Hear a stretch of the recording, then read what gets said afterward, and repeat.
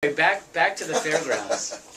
There's an awful lot of things still going on. The city and the county are still working feverishly with the state and the Department of General Services to come up with some kind of an idea to keep it a fairgrounds and to keep it in some type of local control.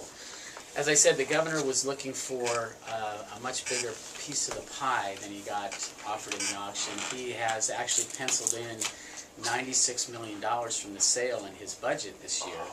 Oh my gosh, already put in the budget as if it was a done deal. And expecting $96 million in revenue, and what he got in the auction was a bid of $56.5 million. Crunching the numbers, the city and the county were, we had a bid ready to go, but it didn't make it up to 56 because the fairgrounds, as is, and in a purchase only, would not have supported that amount of money at this point, and with the public money that we're using, we have to be able to support that. But what's come out of it, and we're working hard, is we're trying to put together another offer now that the bids are in for more of a lease or lease purchase. And this can get the governor a lot closer to his $96 million. It actually is less cash coming out front from the city and the county. And we believe that there's some ways to improve the fairgrounds and to bring some more revenue in, which would make this a win-win for the governor and the state because they get some money, for the people of Orange County and specifically Costa Mesa because we get to keep the fairgrounds and the event center as it is. And we also get some local control on it, so we can work on, who the board is, what type of events we're going to bring in. One that comes to mind right off the bat, and I'm going to plug them for this year, is Barrett Jackson, which just got done with their Scottsdale event, and they're now focusing on their next event, which is in Costa Mesa at the fairgrounds at the end of June.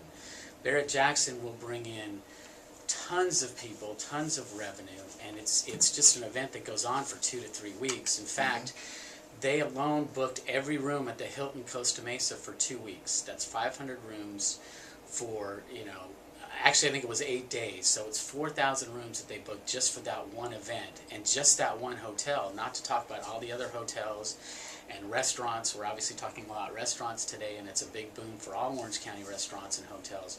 But that's a huge event that is only signed for this year because of the sale. If we're able to work something out with the state, one of the first things we would do is negotiate a 10-year program with Barrett Jackson. They've already said they'd like to be here for 10 or 12 years. That's a huge bring-in for the tourism of Orange County and for all the businesses, restaurants or anything that works off of that. South Coast Plaza, Fashion Island, everybody just wins on a situation like that because of all the money that comes in. Well, we here at KOCI keep threatening to bring Willie Nelson in. And for things like that, we would love to be putting on concerts there. It's a great venue to get outdoors, and it's right. It's here. It's just right down the street, and huge good place. Now, the auction has taken place, but the state has not accepted the offer. It's not one of those you make your bid and you win. They haven't accepted it, right? Right. They have several options, and I'm going to read. I brought some cheat sheets, so I'm going to read it right out of the horse's mouth in that case so that I'm not really paraphrasing. But they can reject all the bids and leave everything just exactly the way it is. They can award and negotiate directly with Craig Realty, who was the highest bidder, as the highest bid at the auction. They could award to another bidder based on additional criteria. And they can start over and or do pretty much whatever they want. I mean, it's the state's property, and they can do just about anything they want. On a couple other fronts, there was an Assembly Bill 1590 being brought forth by Van Tran and Jose Solario. That has basically crashed and burned. So now they are working on attempting to bring a similar bill with some better language that directly deals with the Orange County Fairgrounds.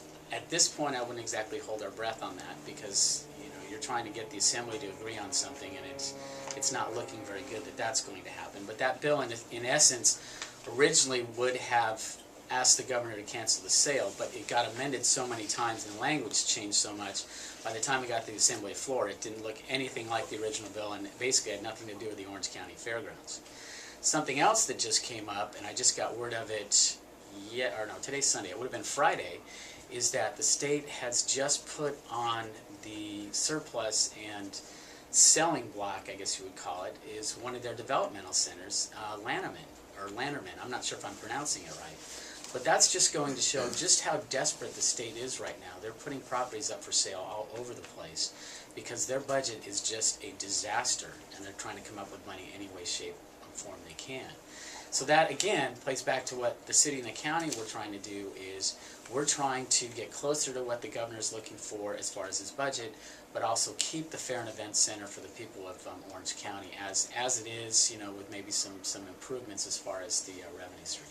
Well, and that's the thing. It is not just a sinkhole where money is lost, and you know we'd love to have it, but it can bring in income. It brings in tourism. How many? Hundreds of thousands of people come to the fair every year from all over the county and all over Southern California, and it brings in revenue. It brings in tourism. People spend their dollars, and they buy gas here. They buy things that they're here, and they stay in the hotels and. Of course, we get the revenue from the entry to the fair and all the different concerts we could put on, and it has that little. It's like it's an outdoor pavilion where people can sit and listen to music. They got a great, it's a concert stage, and it's just beautiful. You're out under the stars. It only holds about 5,000 to 7,000 people, but it makes for an intimate concert wherever you're sitting. You know, if it's Bob Dylan playing acoustic, you can hear him, and you're just right there, and it's just a beautiful environment.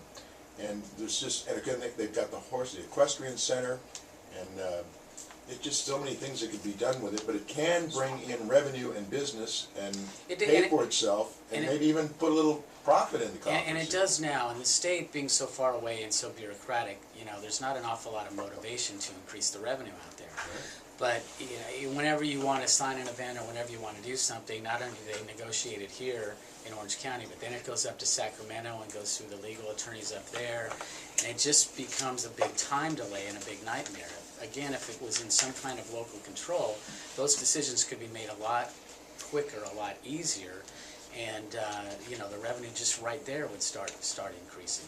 And you mentioned that the amphitheater. I mean, during the fair, it is just incredible the concerts they put on, and like you said, how intimate and how really nice they are. I know. I went to a Steve Miller concert there, and it was fantastic because he did do a little acoustic set, and it was just. It's intimate, and it's outdoors, and here in Southern California we can do that. And it's not the Hollywood Bowl too. It's not huge. It's small and intimate, and you feel like you're a part of the show. And there's just so many things that can go on. And of course, too, they have the Quonset huts where they have all the exhibits for different things and mixers and all sorts of other businesses come in, as you were saying. And it's just, we'd hate to lose it. And, also, the last thing we need is 5,000 condos sitting over there dragging. We're already crowded on the streets here, and or another big shopping center. Yeah. So we'll have to see what happens. And which goes directly to what you just mentioned about condos, or as I mentioned, the shopping center, or whatever. Right now, the city council holds the zoning. We zone the property, and zoning has to go through us.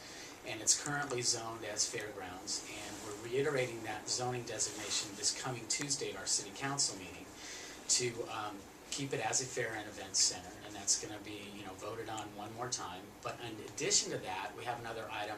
We're going to place on the ballot in June a ballot measure for the people of Costa Mesa to vote to lock in the zoning as a fair and event center, so that whoever comes in, whether it's the state, whether it's, well, the state can pretty much do whatever they want, they're a government agency, but a private entity such as Craig Realty or anybody else would have to adhere to that zoning and would have to keep it as a fair and event center. They could not go in and start building housing or building commercial or whatever else. And the only way to change that, if the voters vote for that, which I have a pretty good feeling they will because the polling's been very high, is to change that zoning would have to go back to the people of Costa Mesa to vote to change it. And that would take some pretty drastic changes in what's going on in the area and the environment and whatever else I would ever foresee that happening. But that's something else that we're doing as a city council to